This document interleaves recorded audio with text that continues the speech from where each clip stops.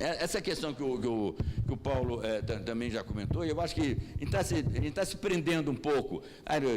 As leis são realmente um ganho social, são. Deixa eu só dizer uma coisa, nos Estados Unidos também tem planejamento inclusivo. Às vezes é planejamento inclusivo, como se chama, a brasileira, se você quiser. Tá? É uma forma, a única diferença é o seguinte, que lá você tem que incluir 20% da população que não tem como aceder à habitação social. Aqui você tem que incluir 80%. É esse que é o problema, vai incluir 80% através disso, isso vai congelar uma cidade em torno desse tem que buscar uma forma alternativa de produzir alternativas de mercado, no final do dia, de mercado, porque as pessoas vão transacionar de um jeito ou de outro, que sejam viáveis para acomodar e absorver essa população que está aí, que está carente de habitação com água corrente, luz, etc, entende? Enfim. Obrigado, Martim. Bom, respondendo àquela questão do 100%, eu diria o seguinte, os preços de mercado, por exemplo, o preço de 1 metro quadrado em determinada região constitui uma média. Não é porque o preço cresceu R$1 que ninguém mais compra. Não, alguns compradores deixam de comprar, mas outros continuam.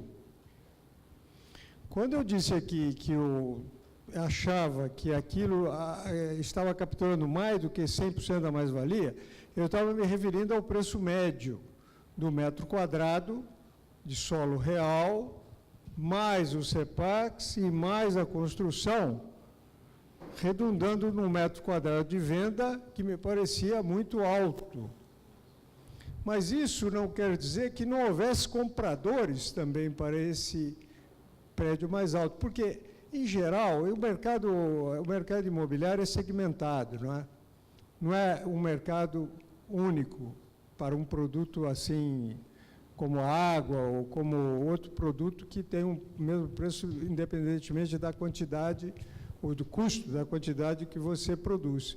Então, nesse caso, como era um mercado para uma elite da sociedade, que compra muitas vezes um apartamento não pelo metro quadrado, mas pelo projeto arquitetônico assinado por um arquiteto, um paisagista e tal, que tem um plus. O projeto apresenta algumas características especiais, quase como uma obra de arte. Então, alguém que está metido neste processo pode pagar por um CEPAX, algo que me pareceu exagerado. Mas isso só vem em benefício do setor público. Se alguém pagou, é porque encontrou no seu plano de negócios um lugar para este custo. E não me consta que alguém tenha quebrado por ter comprado CEPAX a um preço tão alto quanto compraram nos últimos leilões de CEPAX na Avenida Faria Lima, quando eles terminaram. Bom, mas depois que um sujeito muito rico compra um CEPAC, o que acontece a posteriori, a gente deve se preocupar para ver se houve aquele empreendimento e tal. Agora, se ele fracassou, paciência. Porque não queremos também ter aqui um capitalismo sem risco, como os brasileiros gostam, né?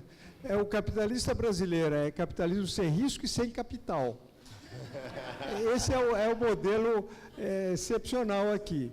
Então, e nesse sentido, eu acho que aqui em Recife tem uma particularidade que pode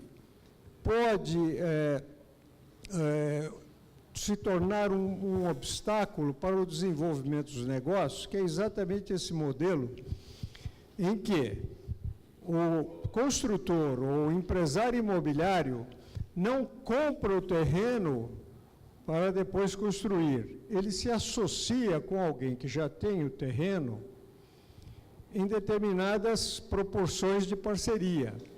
Quem tem o terreno entra, por exemplo, vamos supor que alguém que tem o terreno entra com 50% do valor do negócio e o construtor com os outros 50%. Mas, de repente, vem uma carga ou um pagamento de qualquer ônus sobre o terreno.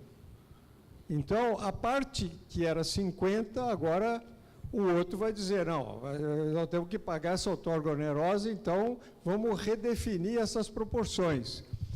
O proprietário do terreno pode dizer, não, assim isso não me interessa. Especialmente se o terreno já está ocupado por algum tipo de construção onde o próprio proprietário vive, ou sei lá, aluga. Ele pode não achar isso interessante. Isso pode travar o mercado durante algum tempo. Não sei se essa é a realidade que você está nos descrevendo. E eu não sei se isso também ocorre com os terrenos vacantes. Um pouco com os terrenos vacantes. Então, essa é uma particularidade. Como o Martim disse, existem meios de fazer com que essas pessoas desovem os seus terrenos, porque torna-se cada vez mais caro mantê-los. E isso é do interesse do construtor, porque se eu coloco um imposto predial progressivo mais alto numa determinada área, num determinado terreno, o sujeito vai estar propenso a entregar esse terreno por um valor bem menor para se livrar da carga, para se livrar do imposto. Mas até chegar a esse ponto, de repente, os processos podem ser muito mais demorados e o mercado travar por algum tempo. Agora, eu gosto muito de saber os números. Alguém que me diga, não, isso desestimulou o mercado? Tudo bem, é uma primeira aproximação. Eu quero saber quanto. Quanto era antes da carga ou da outorga onerosa e quanto passou a ser depois. Mas numerinhos, assim, para a gente poder ter uma ideia, porque muitas vezes há um certo impressionismo nisso. Não, ninguém mais está comprando e tal, e às vezes não é bem assim. Então é preciso que esses números venham à tona, para a gente poder julgar. Mas eu digo, é possível que exista um processo como esse, que possa estar entorpecendo os negócios por algum tempo, né? Gente, eu queria somente fazer umas considerações finais aqui. Eu acho que a gente está aqui justamente rompendo a inércia, né? Assim, tentando retomar esse protagonismo que Recife teve no passado e que precisa continuar tendo, assim, de inovações urbanísticas. Eu acho que foi muito clara a questão da diferença e da conexão dessa cesta de instrumentos. Assim, cada instrumento ele cumpre um papel, ele se conecta, né? E particularmente eu entendo que a junção desses vários instrumentos, na verdade ele cria mais oportunidade para a cidade, ele cria, e que no final das contas termina gerando mais oportunidade, inclusive para o mercado, né? Ao terminar viabilizando, na verdade, uma disponibilização maior de terra do que um processo especulativo, né, que no final das contas quem está ganhando, assim, incorporando a mais-valia é o proprietário, né? Eu acho que a gente no debate teve um ênfase muito grande na questão das EIs, até pela nossa história e da importância que elas representam para a cidade. Mas eu acho que o grande desafio também, que foi muito claro, é como tirar esse processo de urbanização, de requalificação das EIs do papel, né? A questão do fundo do Preseis ter sido reduzido, já tem mais de 15 anos assim, que se deu um pouco esse processo, né? Faz parte do esgotamento, digamos assim, financeiro, fiscal, que as cidades brasileiras hoje passam, né?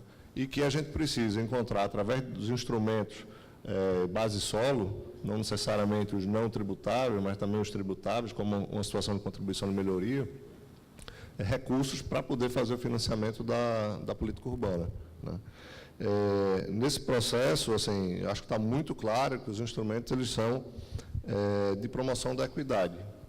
E nesse processo de promoção de equidade, a gente consegue gerar uma condição também, do ponto de vista da cidade, de abrir novos espaços. Acho que novos territórios, assim, de dotar novos territórios de infraestrutura através de operações urbanas consorciadas, mais especificamente, que acho que é o grande instrumento transformador, porque eu acho que ele tem a capacidade de antecipar a captura dessa mais-valia. Acho que esse é um dado também muito importante, né?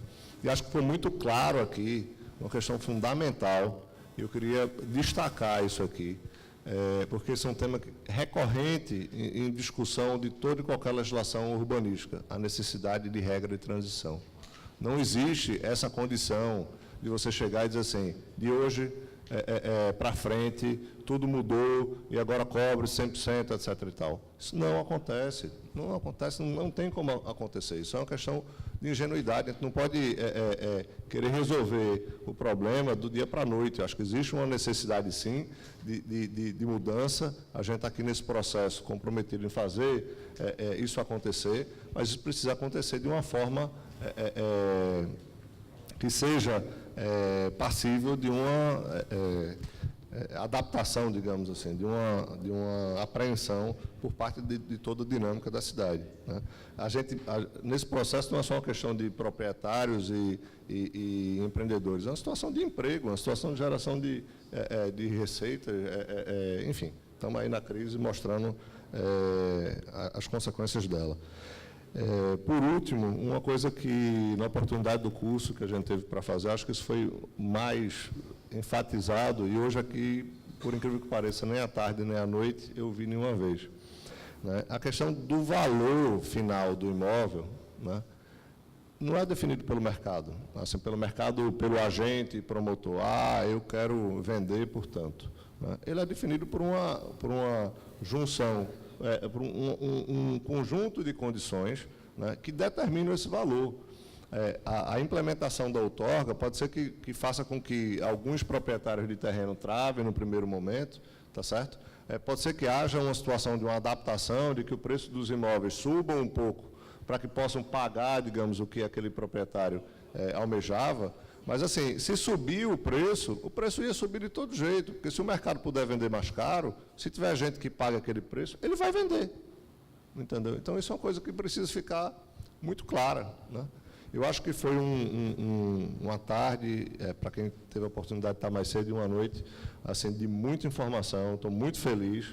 Eu queria agradecer a todos vocês, reforçar o convite para que voltem, né, mais vezes, por mais tempo, que a gente possa ter discussões mais alongadas sobre outros instrumentos também, que a gente particularmente ainda não teve a oportunidade de discutir com o Lincoln. Contribuição de melhoria é um instrumento que a gente tem um interesse muito grande. Tá bom? Eu queria agradecer mais uma vez ao público, a vocês, pedir uma salva de palmas.